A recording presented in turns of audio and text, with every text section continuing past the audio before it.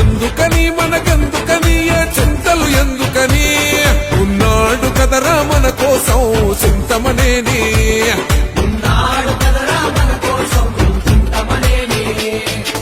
అందుకొని జెండందుకొని పసుపు జెండందుకొని వచ్చాడు పదరో మన కోసం మన చింతమనేని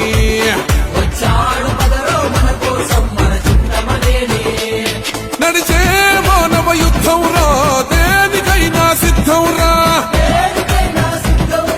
చంద్రబాబు సమరదారిలో చెక్కు చెదరని ధైర్యం రా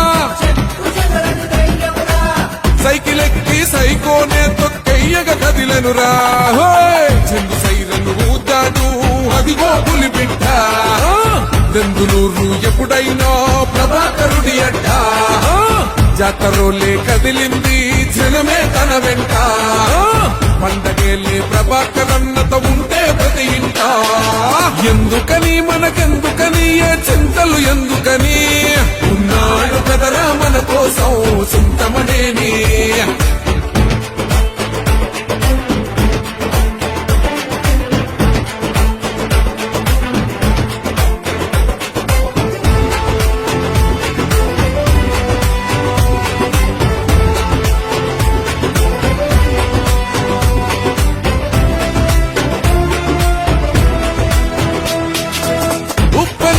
ఉరకలు వేసే ఊరు మెచ్చిన మనగాడు 30 ఏళ్లుగా మనలో ఒకడై అండదండగా ఉన్నాడు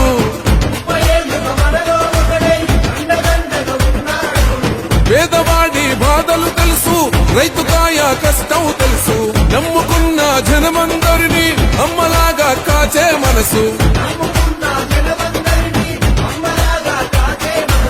గడప తొక్కిన ప్రతి వారి కడుపు నింపేను నిత్యగన్నో దానమే తన ఇంట జరిగేను అక్రమార్కులో బాలిగా తను ఉక్కుపాదవురా అందుకే అబ్బా నిందలెన్నో మోపినారు కదరా దెందులూరు జనమందరి నిజ బంధువు తానే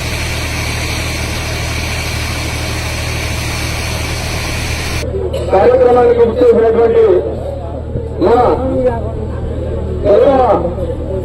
బెంగళూరు ఎమ్మెల్యే గారు మన శ్రీ కొత్తమనేని ప్రభాకర్ గారికి నా హృదయపూర్వకమైనటువంటి అవసరాలు తెలియజేస్తున్నాను. చాలా ఆనందదాయకంగా ఉండే రోజు ఈ కార్యక్రమం. అలాగే మన అనంతపురం తిరుమలం కొత్తగా తెలంగాణ రైతులకి అన్న ఆర్టీ తీవ్రం ఉండే ఎప్పుడు నీళ్లు ఉంటాయి కాదు. ఈ మామూలుగా ఈ రైతులకి ఎలా వచ్చిన తర్వాత ఎంతగా ప్రభాకర్ ఆయన ఇంట్లోనే ఇక్కడ సూర్యుని ఏర్పాటు చేయడం జరిగింది. సూర్యుని ఏర్పాటు చేసిన తర్వాత ఈ రాష్ట్రంలో ఎక్కడా కూడా వేరేటువంటి నీటి వసతి ఈ సూర్యుని కింద ఉందని చెప్పడానికి రైతుల పట్ల నేను గర్వపత్రం చేస్తున్నాను.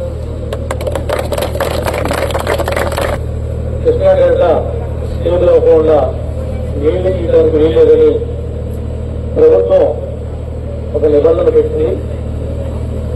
పోలవరంలో ప్రాజెక్టులో కానీ ప్రతిష్టంలో కానీ కొట్లాట అనేది ఇప్పుడు ఉన్నట్లు అన్నింటిలోనూ ఫస్ట్ హక్కులు. ఫస్ట్ అంటే పోలవరం మొదలైన చాలా మొట్టమొదట ఈ నీళ్లు తీసుకునేటువంటి హక్కు వచ్చింది మన కొట్లాట దగ్గర.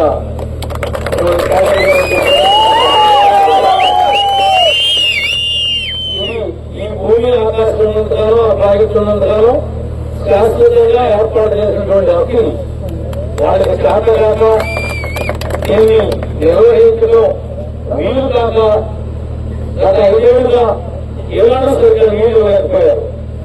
అది వాళ్ళ యొక్క పాలన వైఫల్యం. ఇక మీదుగా 2026 తర్వాత 365 రోజులు వస్తాయి నీళ్లు.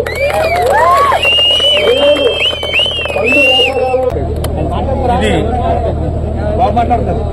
ప్రజల యొక్క ప్రభుత్వం, ప్రజలు కోరుకున్నటువంటి ప్రభుత్వం, కూటమి ప్రభుత్వం, రైతుల ప్రభుత్వం.